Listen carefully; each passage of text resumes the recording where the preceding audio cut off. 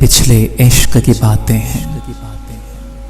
ये पिछले इश्क की बातें हैं, जब आंख में ख्वाब दमकते थे, जब दिल में दाग चमकते थे, जब पलकें शहर के रस्तों में अश्कों का नूर लुटाती थी, जब सांसें उजले चेहरों की तन मन में फूल सजाती थी, जब चांद के रिमझिम किरणों से सोचों में भंवर पड़ जाते थे,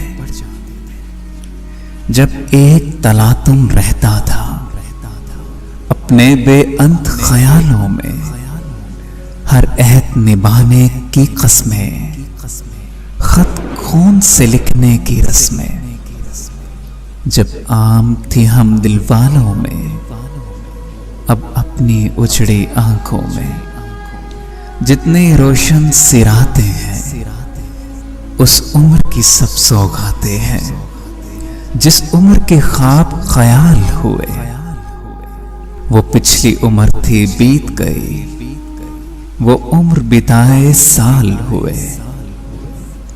अब अपनी दीद के रास्ते में कुछ रंग है गुजरे लम्हों का, कुछ अश्कों की बारातें हैं, कुछ भूले बिसरे चेहरे हैं, कुछ यादों की बरसातें हैं।